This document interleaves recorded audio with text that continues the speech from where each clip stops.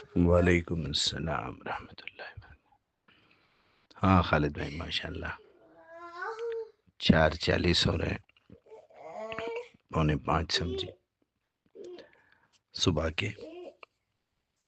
بالکل آپ کا سوال میں نے ہی کہا تھا، اور شاید میں نے تو اپنی زندگی میں نہ کسی سے سنا نہ کہیں پڑھا۔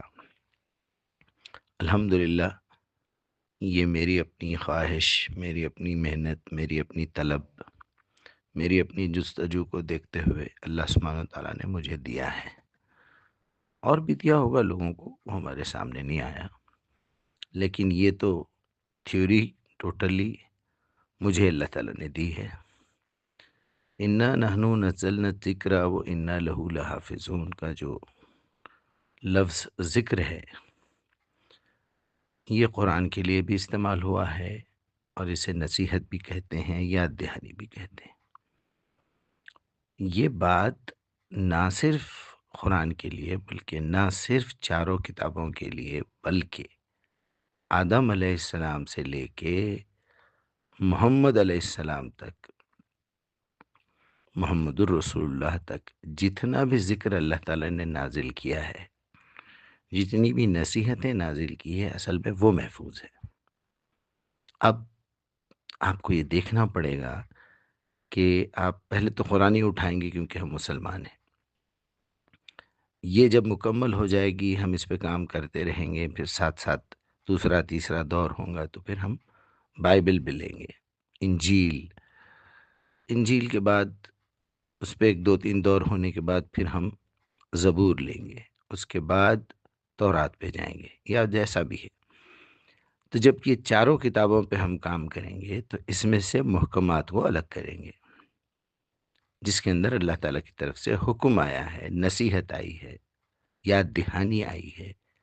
متشابہات کو ہم بازو رکھ دیں گے، کیونکہ اللہ تعالیٰ نے خود ہی بتا دیا ہے کہ مومن بندے جو ہیں وہ محکمات پہ نظر رکھتے ہیں، محکمات پہ کام کرتے ہیں، اور اس حکم کی پیروی کرتے ہیں۔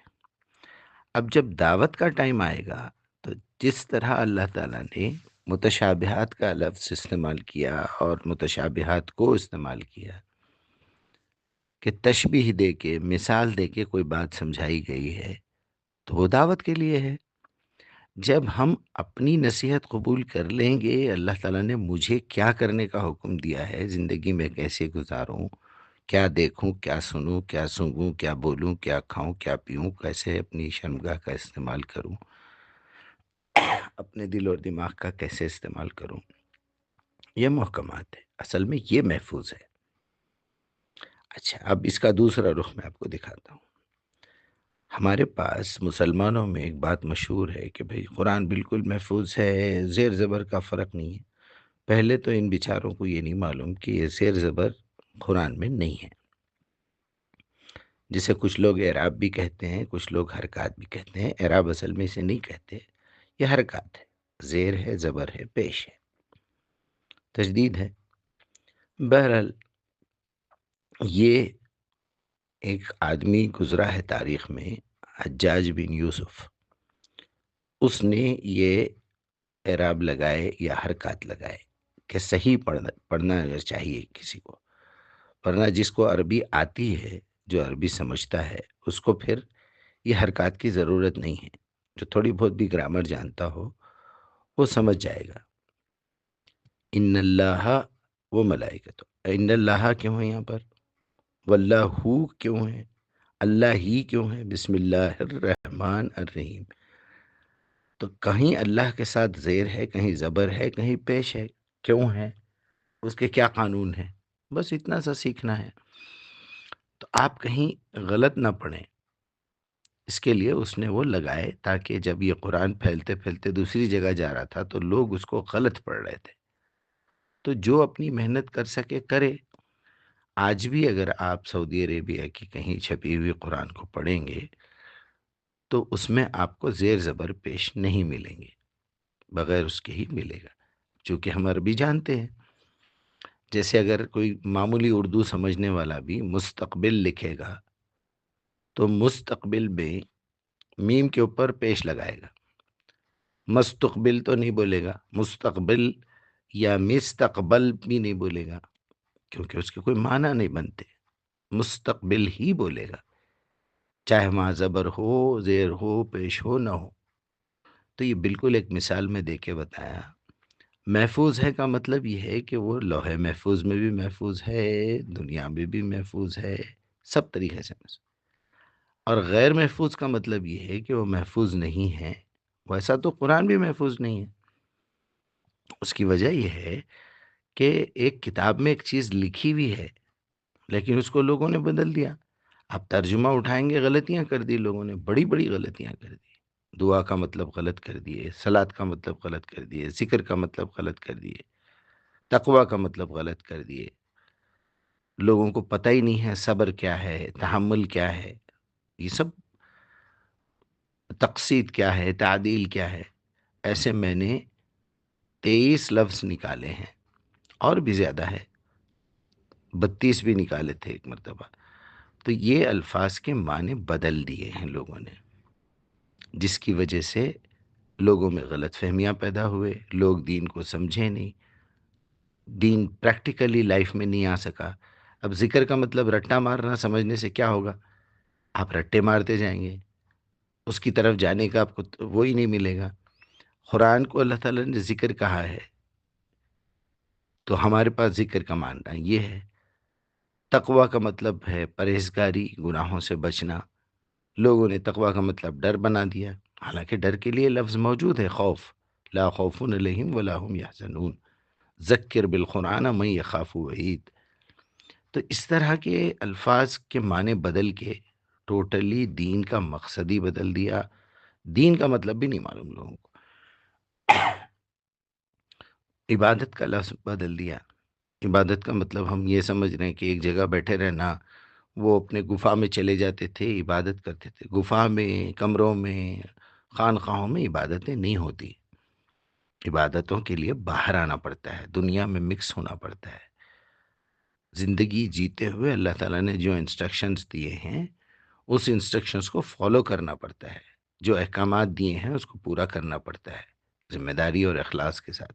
جن چیزوں سے منع کیا گیا ہے اس سے رکنا پڑے گا، اسے عبادت کہتے ہیں۔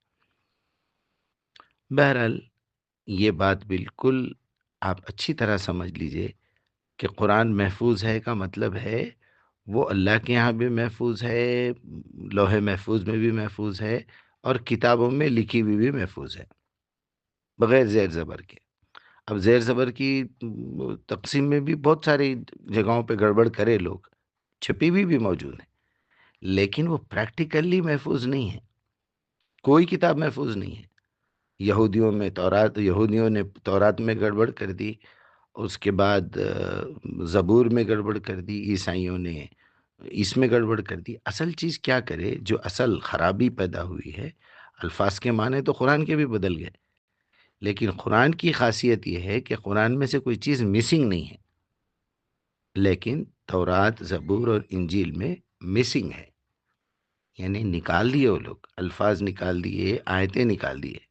جیسا قرآن کے اوپر حملہ ہوا تھا کہ بھئی 26 آیتیں اس میں سے نکال دو، تو جیسے جیسے حالات بدلتے گئے، نئی حکومتیں آتے گئی یہودیوں اور عیسائیوں میں، انہوں نے سوچا کہ بھئی یہاں یہ الفاظ جو ہے یہ شر پیدا کر رہے ہیں لوگوں میں۔ جیسے جہاد کا لفظ یہاں استعمال ہوا ہے قرآن میں، تو اگر حکومت پاورفل ہو جائے تو وہ پابندی لگا دے گی پرنٹنگ پہ۔ اب چونکہ عیسائیوں کے دور میں پرنٹنگ کا زمانہ نہیں تھا، تو انہوں نے سوچا کہ بھئی یہ لکھنے کی ضرورت ہی کیا ہے، آج کے بعد کوئی بھی لکھے گا۔ اچھا، پھر ان کے پاس یاد کرنے کا سسٹم نہیں تھا، حفظ کرنے کا۔ ہمارے پاس حفظ کرنے کا سسٹم شروع ہو گیا، یا اگر تھا بھی تو ان لوگوں نے ان الفاظ کو نکال دیا، جس کا ذکر اللہ تعالیٰ نے کر دیا ہے کہ جو لوگ آیتوں کو چھپاتے ہیں، جیسے سورہ بقرہ کی 159 ہے، یہ چھپاتے ہیں کا کیا مطلب ہے؟ چھپاتے ہیں کا مطلب یہی ہے، آج بھی قرآن کو چھپا رہے ہیں ہمارے مولوی۔ یا ایھا الذین آمنوا لا تقربوا الصلاۃ وانتم سکارا، پہلے تو لا تقربوا الصلاۃ بول دیں گے تو باقی کی بات چھپا دی ہے آپ۔ وانتم سکارا بولیں گے جب تم نشے کی حالت میں ہو، اس کے بعد والا چھپا دے رہے ہیں آپ۔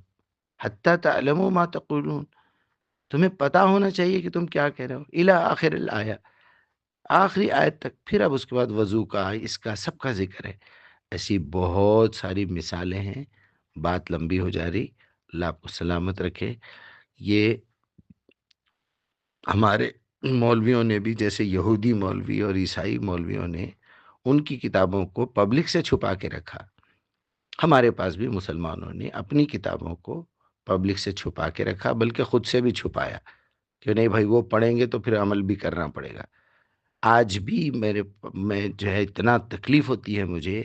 یہ اہل خبیث یہ کہتے ہیں ما آتاکم الرسول وما نہوا انتہوا فلا. وہاں بات مال غنیمت کی ہو رہی ہے. اللہ کا رسول تمہیں جو مال اٹھا کے دے دے وہ لے لو، جس سے روک دے رک جاؤ. یہاں لا کے گھسڑ دے کے جو ہے روایتوں کو ثابت کرنے کے لیے جھوٹ بولتے.